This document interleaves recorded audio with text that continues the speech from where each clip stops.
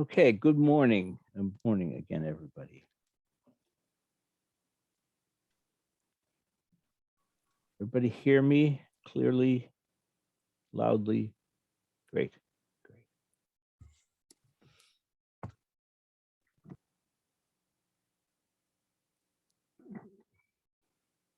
Well, so one of the benefits of talking extemporaneously is that I can change my topic at any time. And I did this morning. I had a topic. How many folks got the article that I sent this week, or saw the article, or read the article? Couple.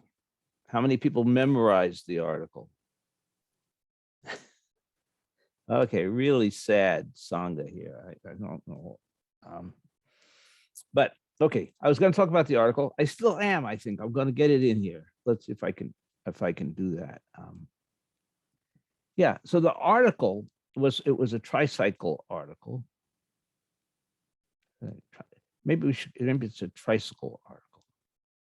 Anyway, it was about how Buddhism has influenced Western culture.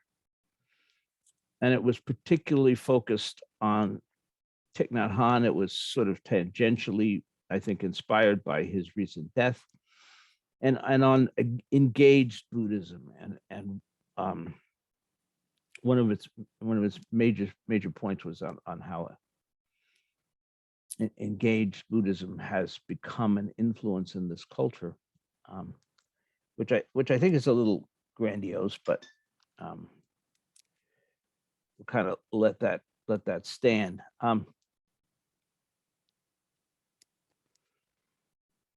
But one of the really major ways that we, I think, as Buddhists could be influencing Western culture is to talk about what I call the Buddhist psychological archetypes.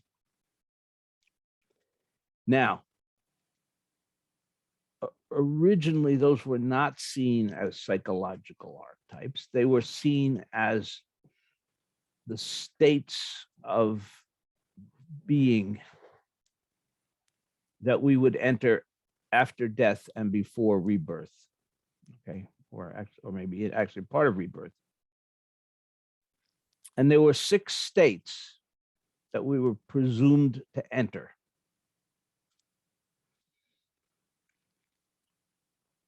So there were hell dwellers,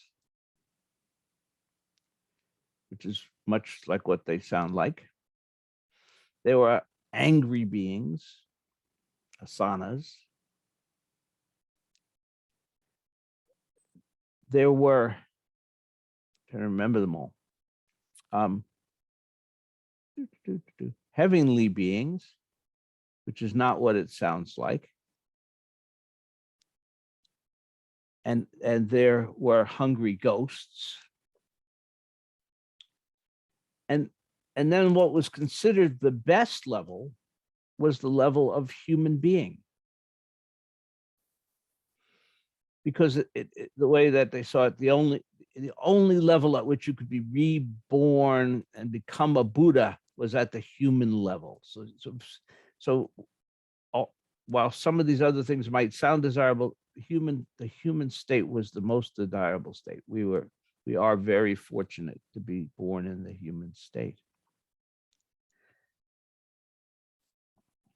But I'm much more interested in them as psychological archetypes.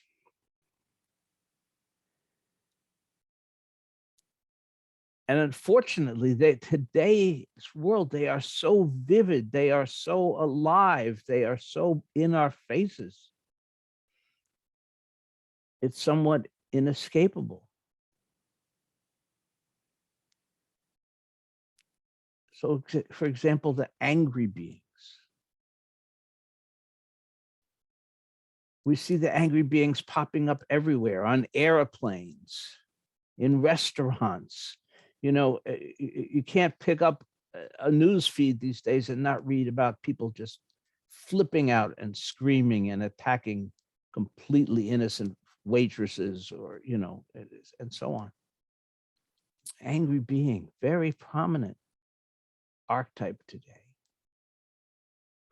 Hell dwellers are miserable all the time. They are in continual suffering. They cannot find happiness or peace. How many of those people are prominent in the world today? Very closely related to the angry beings, by the way. And just to stay with it for a moment, as I see it, as many people see it, these are not static states. For example, we may all go through every one of these states at some point in our day, or we may shift through them over weeks, or over months, or over years. But in certain people, they're just predominant. How many times do you encounter a hell dweller? Somebody who's just never happy, never satisfied, miserable. The government is messing with me. My wife is messing with me. My neighbors are making me miserable. They're just people who are terribly, terribly stuck in human misery. Heavenly beings sound kind of nice, might be a desirable thing. But heavenly beings are people who are attached to their own wonderfulness. People who think their shit doesn't stink. People who think they are peaceful Buddhists. Okay, they are caught in a trap. It's a very narcissistic trap.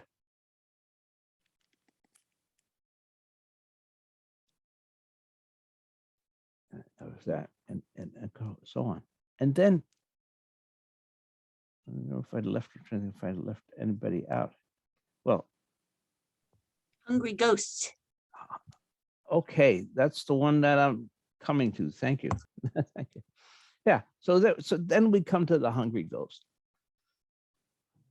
Okay, and as you know, the image of the hungry ghost is someone whose throat is so small that they can never satisfy themselves. They can never get an adequate amount of food. And so they have this big distended belly that's always empty, and they're always trying to get satisfied. And that is probably the most predominant archetype in our world today. I dare say that to some extent, we are all hungry ghosts because we live in a culture that encourages us to be hungry ghosts on several levels. So on one level, there's the pathological consumerism that so many of us fall prey to, right? There's the buying stuff. And the basis of that pathological consumerism is just like the hungry ghost. We cannot fill our bellies because what we're putting in is not real substantial food. We're putting in material possessions in the vain hope that they can somehow fill us and fulfill us. That's the fundamental message in our society today, is that things are what is going to make us happy. That if we aren't happy, it's just because we don't have enough things. We need a bigger house. We need a newer car.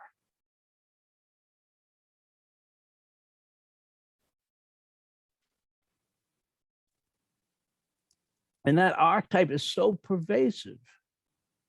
And I'm talking here in the material context, in the consumer context, but in every way.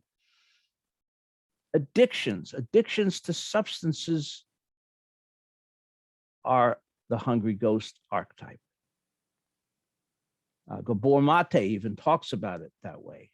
I think he has a book with the word hungry ghost in the title about addictions, right? Because the addict, the alcoholic is in that situation. More and more and more is never enough. Never enough. It's a cycle in which they cannot be satisfied. But when we look at this phenomena, the reality is that almost every one of us is a hungry ghost. I mentioned the consumerism. But there are hungry ghosts on the internet. There are hungry ghosts streaming shows. There are hungry ghosts who are consumed with almost every aspect of our lives. Why? Well, in part, just like the person who's drinking or using drugs, we're trying to blot out part of our reality.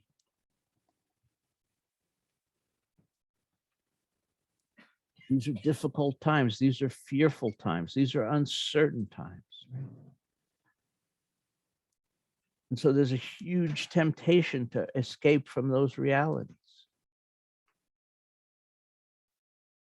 Across the board in our society, people are succumbing in that way.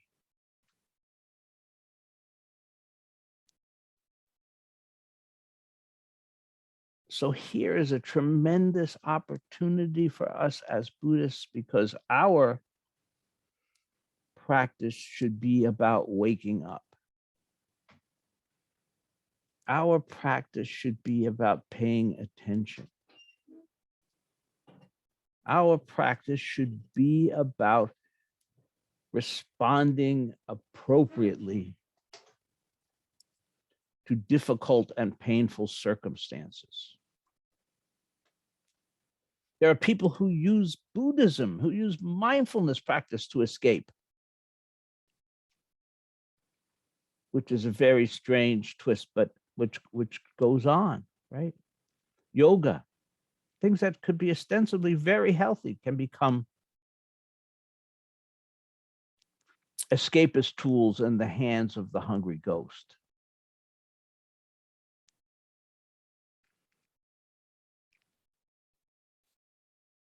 So this is a huge lesson that we as Zen practitioners, as Buddhists, should be able to bring to the world.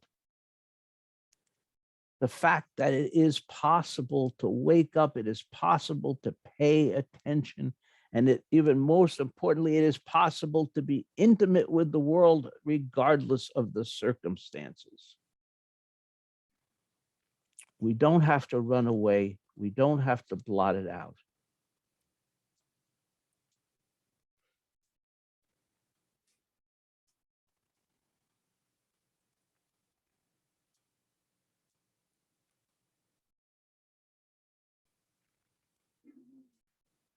So where does that begin? It begins with our being aware of where we're placing our attention. Are we facing things? Are we dealing with things? Are we talking about things? Are we reaching out to others? Or are we engulfing ourselves in some distraction or diversion to blot out the realities that make us uncomfortable?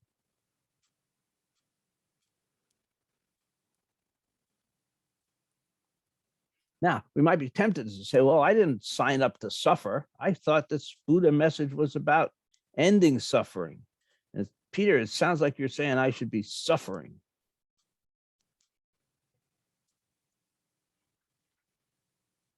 And the answer to that lies in intimacy, in non-separation.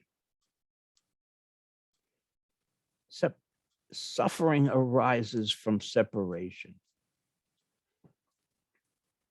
Suffering arises when I distance myself from others, from other beings, from other things, from other situations, and I resist.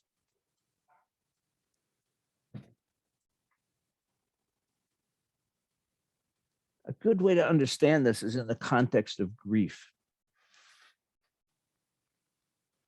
I've been working with some folks this week around grief. It's in my mind.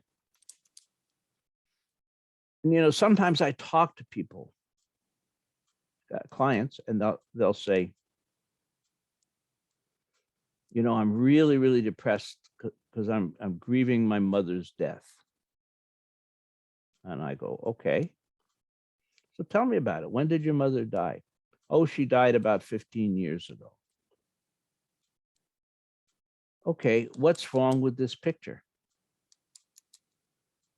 If your mother died 15 years ago, you may still love her, you may miss her.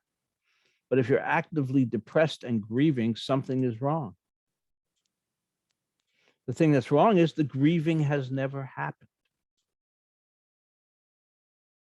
If you push it away, if you refuse to cry the tears, if you refuse to feel the pain, if you refuse to acknowledge the loss, then 5 years, 10 years, 15 years, 20 years, doesn't matter. The wound is just as fresh. It hasn't had the opportunity to heal. The healing comes from intimacy. The healing comes from allowing ourselves to feel the pain. The healing comes from the tears. What is more healing than crying tears for love, for people that we love, for beings that we love?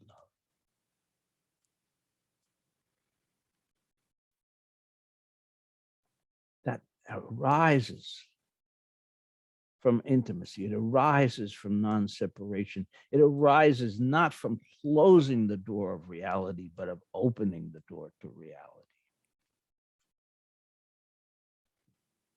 It arises from acknowledging our love.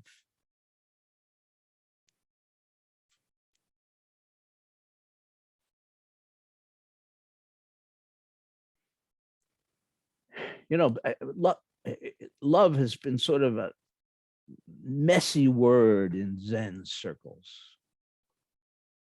I've said that before, right? We don't often talk about love. In fact, if you look in Zen literature, you'll very rarely, if ever, see the word.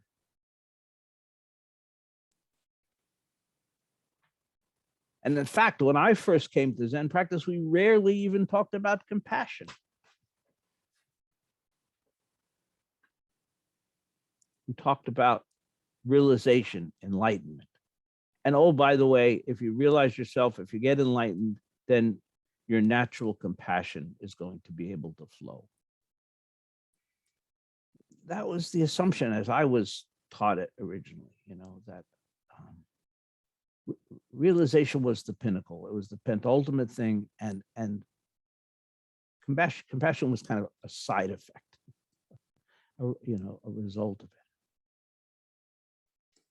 Well, that's changed, right? This is going back, circling back to this article. Zen teachers today are talking about compassion, and we're talking about love. We're talking about subjects that were almost taboo in the past. We're talking about the heart. We have something called the Heart Sutra, very important. Perhaps the most important of the Mahayana sutras, the Heart Sutra, right? Is it about the heart? No. It's about the foot before and the foot behind and walking and all of these metaphors. Okay. But about the heart, no. We have a verse, an important verse on trust in the heart.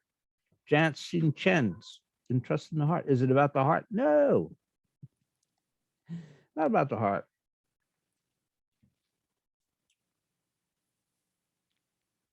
So I think this is one of the new influences. I think this is one of the changes that's happening in Zen. And hopefully we can bring these changes forth more in the culture, is the opening to and awakening to compassion, and opening to and awakening our hearts and feeling and caring deeply.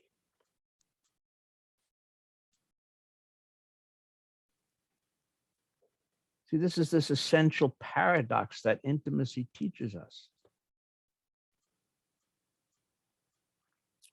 Our task is not to push those things away. I think we have that tendency in the Zen world. It's a nice place to hang out if you don't want to feel emotions.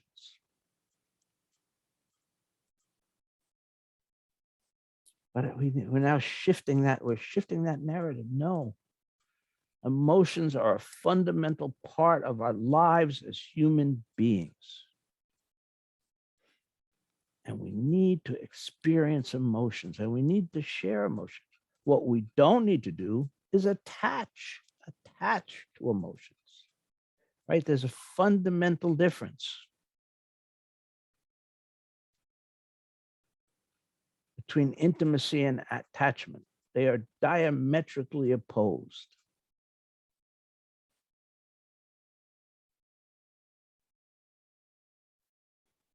When we're not attached, the emotions come and the emotions go. They have their own life. And in fact, going back to grief, the more that we allow them, the sooner they pass. If we start clinging, if we start resisting, if we start either pulling in or pushing away, the healing doesn't take place and the emotion can't pass. And it is by letting go and not attaching, but allowing at the same time. Allowing ourselves to be human.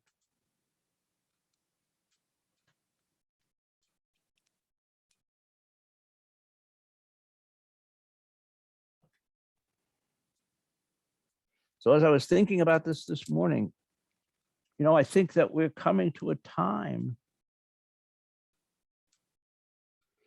when we need to be more openly talking about a more heart-centered Zen. I think maybe one of the things that's off-putting to people about Zen is that it can seem so cold and austere.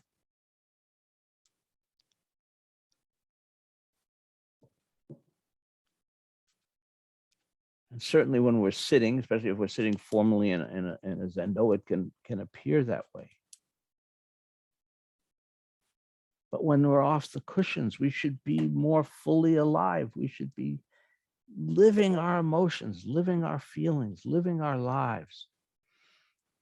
And we should be there for others who are suffering. We should cultivate and awaken our compassion. We should cultivate and awaken our hearts.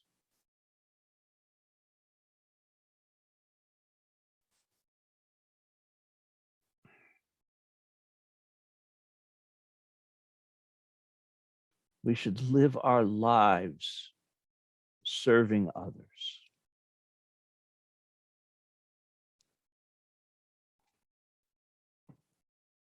Sort of a radical notion.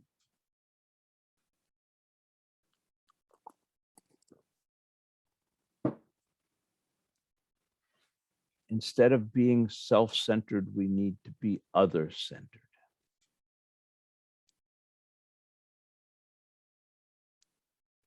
Instead of acquiring, we need to give.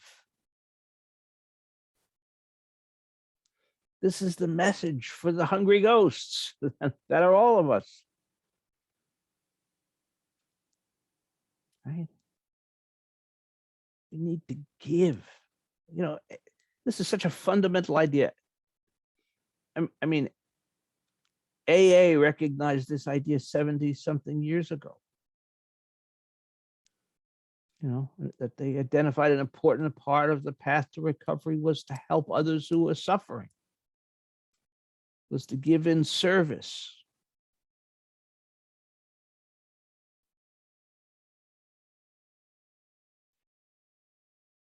I often talk about this as turning our skin inside out. The way we are most of the time is that thing that's inside this skin bag is the most important thing. And my life should revolve around making this thing happy. But if I suddenly turned my skin outside, then my body would be everywhere. And my function would not be to make this little Peter being happy, but to help the happiness of the whole world.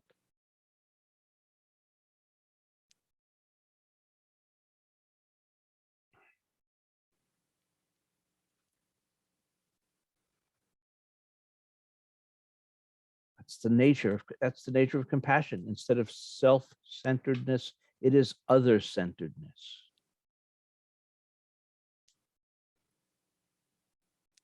And it is absolutely the key to happiness, real happiness.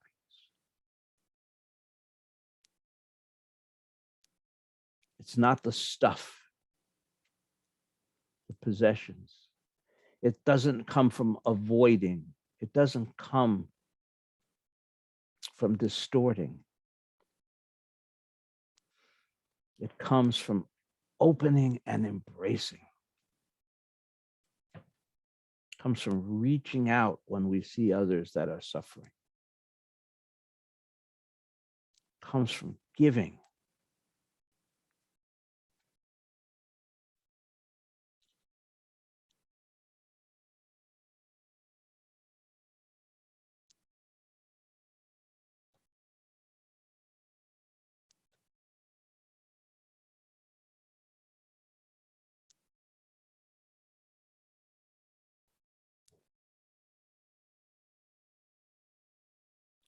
There's a wonderful story about a Japanese monk who's in his little hut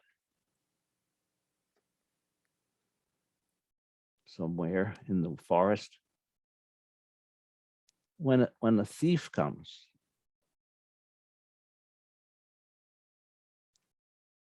and the thief, something that the monk has that he wants to steal, I don't remember what it is, but he takes it and he starts to leave the hut, and the monk says, well, wait a minute. You didn't take this. And look, this over here, you really should take this.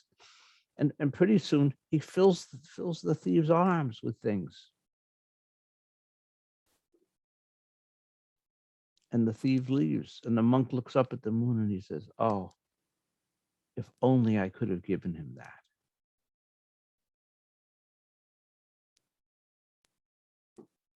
Beautiful. That's where we come from, not from gathering in and possessing, but from giving, opening up and giving.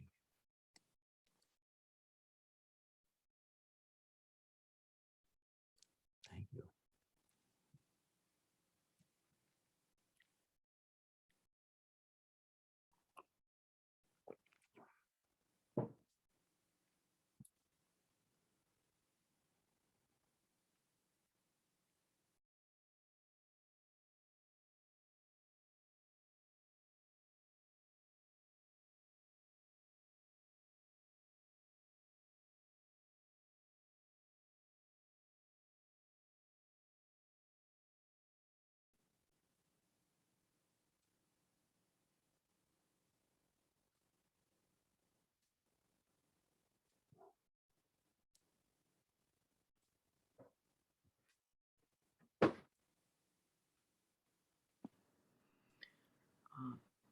Peter, I can follow up with a little story I read about this morning. Last week, we had talked about the environment, what can we do for the environment individually or as a group. And on our Wild Fox email, I sent out the article that I had run across from a woman who recently started a nonprofit in Freeport, having to do with awareness of the environment. And each Sunday she sends out an idea. Last week it was, in case you didn't see this, roses require so much fossil fuel they are probably not an environmentally sound item to give your beloved for Valentine's Day. Anyway, this week the message was um, talking about an article that she had read in the New York Times, and it was an advice column. And a woman had written in and said that she had environmental anxiety, uh, climate change anxiety, and that when she changed her baby, she had these paper diapers and she thought, oh, this is terrible. And when she went to the store, she bought things in plastic. And so she was writing to the person who was writing this article and saying, what can I do about this? And apparently the author said, well, first you need to turn off your television, get offline, uh, do things, do mindfulness practice. And the author of the little blog, Code Red, said, no, no, no, that's exactly the opposite of what she needs to do. She needs to start talking to her neighbors and saying, what can we do about paper diapers? And don't turn away from the problem. Don't just try to soothe yourself. Do something and do something with others. So I just thought that it fit very nicely with your talk this morning. Mm. And if any of you signed up for that Code Red blog, it's, I don't know, I've only read 2, so they may not all be good, but the first 2 were really good. And supposedly she's giving us an idea each week for what we can do. Yeah, thank you, Susan. Yeah, I think that's a tendency. My friend Aaron, who's a mindfulness teacher, talks about spiritual bypassing and how mindfulness practice, but for that matter, Zen practice, any spiritual practice, can be used to spiritually bypass, to avoid facing the realities. If, as I see it, if a person doesn't have some climate anxiety today, there's something wrong, right? I mean, if we're paying attention, we're just going to naturally have some anxiety. And not just on that issue, but on many. But what we do with it, if we need to, anxiety in itself is not a good thing. But if it helps, if we transform that into some form of action, then it's beneficial. Even if we transform it into grief, it's beneficial.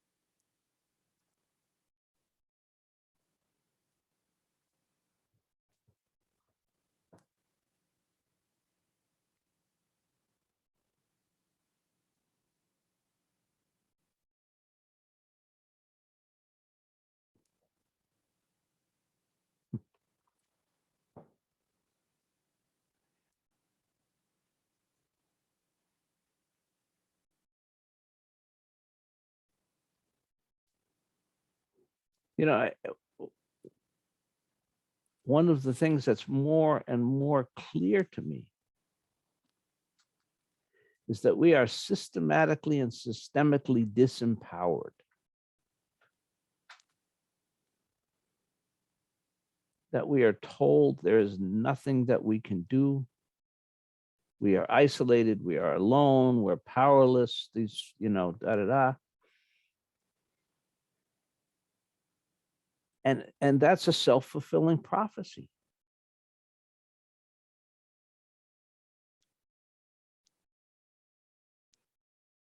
You know, I mean, can you imagine 10 million people there sitting someplace saying we're all alone and we can't do anything? That's effectively what's happening. Only we're sitting in our various, we're not in the same physical contiguous space. We're in our own homes or saying, what can I do? I can't do anything. It's just me.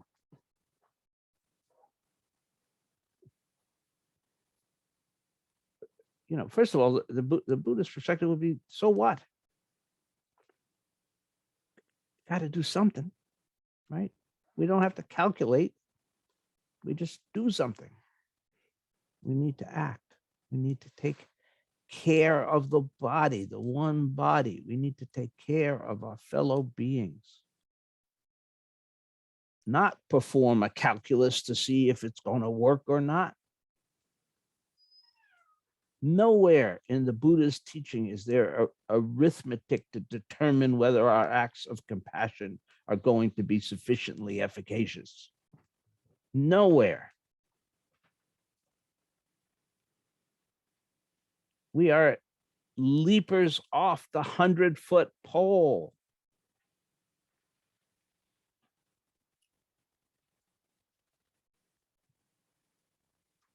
Not worried about where we're going to land or how we're going to land, but we're going to just leap. We're going to take the step. We're going to act.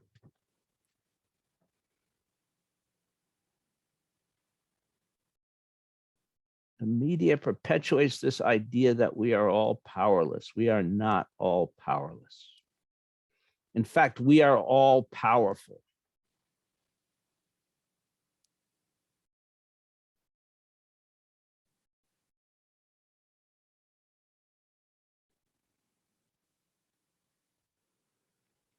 If tomorrow, every one of us stopped buying XYZ product, that product would either be off the market or it would change instantly. Right? But we keep buying it saying, well, we have no choice.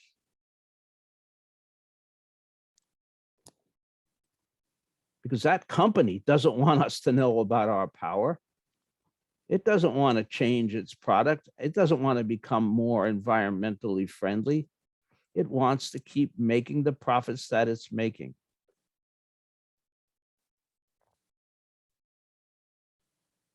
And it wants us to continue to be complicit in that cycle and go, oh, I can't do anything about it. And it's hard. And I acknowledge it myself. I have this, you know, I have the same problem. I have the same failing.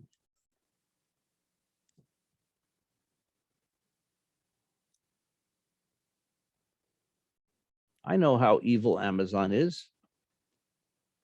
And I just bought a book through them. It's so damn convenient. I don't even have to put my credit card number in. They know it. Right? So they know that. and therefore, you know, we are complicit.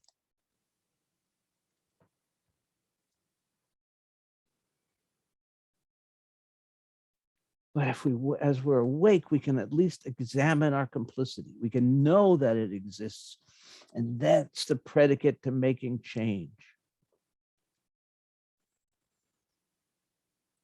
You know, people sometimes say, well, I don't want to stand on the corner with placards. No, we don't have to stand on the corner with placards. We have to bring our fundamental Buddhist understanding. We have to look at the ways in which we behave as hungry ghosts. We need to look at the ways in which we are complicit, and we need to change. It's that simple.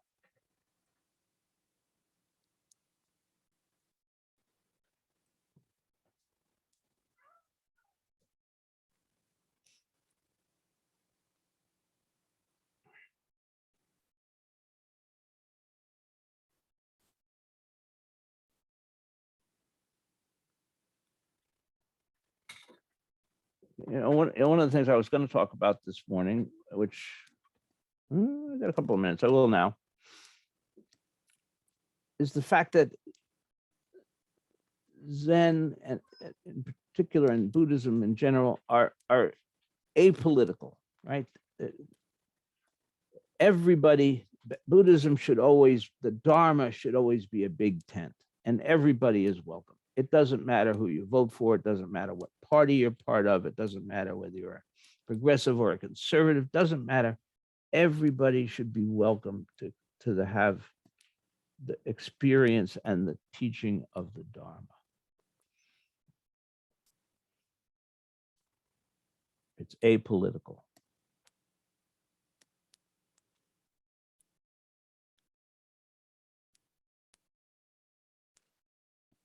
The only thing that it does ask of us is to be compassionate,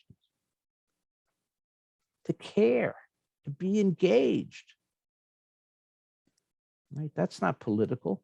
That doesn't matter, you know. In fact, politics is just a distraction from action. It's just a distraction from changing the world.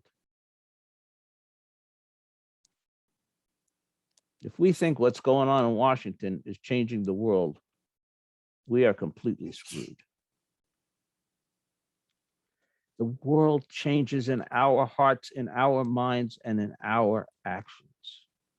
It changes in our cultivation of compassion. It changes because we open our hearts and our minds.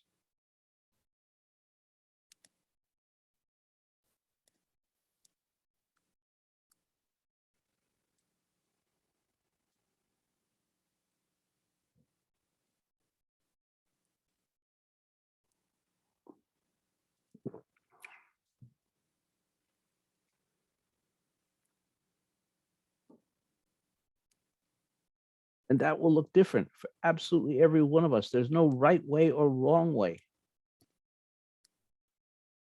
Right? The only wrong way is the way of doing nothing, of not being engaged.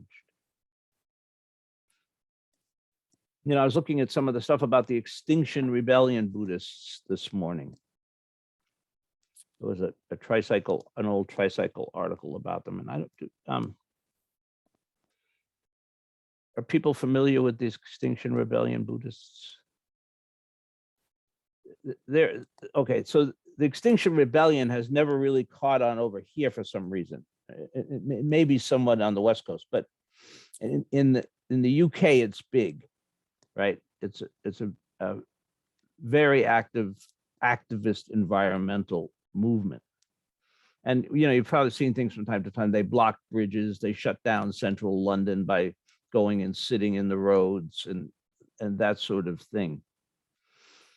And so there's a little subset of that group called the Extinction Rebellion Buddhists, and there are many Buddhists who participate in that. And it's kind of interesting as it goes to that question: is, you know, what does it mean to participate as a Buddhist? What, you know, is that any different than anybody else? And I don't know that there's any right or wrong answer again, but you know, one of the images I saw this morning is everybody there was a big demonstration going on, and everybody had their placards and everything, and there was this group of Buddhists sitting there doing zazen in the middle of the road. In the middle of the road. I don't know, is that right or wrong? You know, I talked a couple of weeks ago about the demonstration that Thich Nhat Hanh led in California that I was at years ago, where it just was walking in silence. I don't know. You know, I don't think we need to define ourselves as Buddhists. I don't think we need to come up with unique Buddhist ways of protesting. Again, I think the Buddhist way is to do something. To do something, whatever that is, whatever our hearts tell us, whatever is practical in our lives.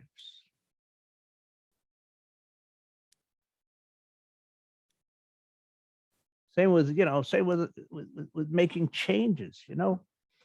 We're not going to do what Layman Pong did, or at least I'm not, and throw all my possessions in the river and go off and become a wandering Chan mendicant. That might be the way I would have the least impact on the earth, but I'm not going to do that. right? So we're all making compromises. We're all, when we make changes, we're all making compromises. But again, if we're conscious and aware and taking action, that's the fundamental thing. The fundamental thing. And we all start where we are. We're all in different places in our lives, and that's okay. Again, one of the really pernicious things is the guilt and shame that's stirred up around this. There should not be any guilt or shame. We are all imperfect. We are all doing less than we might possibly do, unless we're layman pong. But, you know, there should be no judgment around this, no self-judgment, no judgment of others. We just try. We just do something.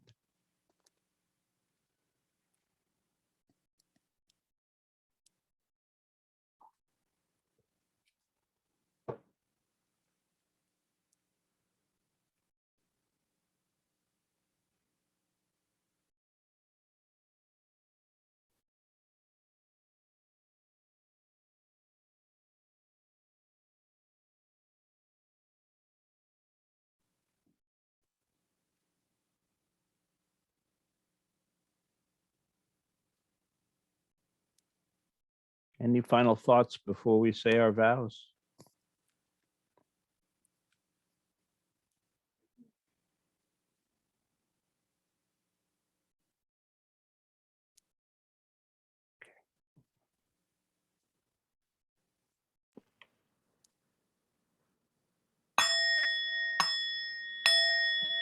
Creations are numberless.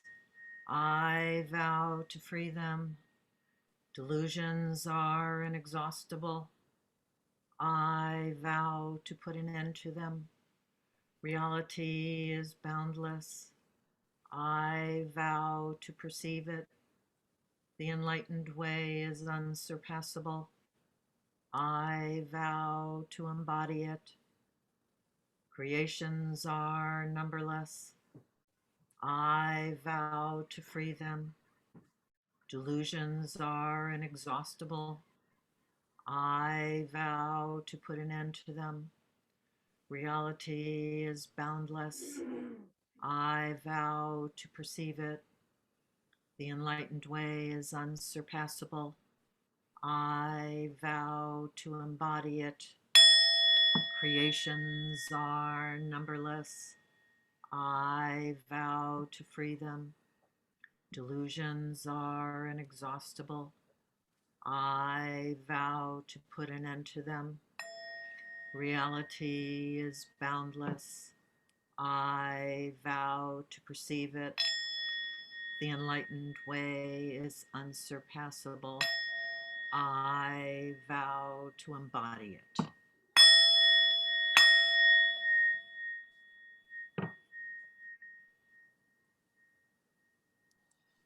Okay, everybody, thank you. And have a good day, a good week. Be well.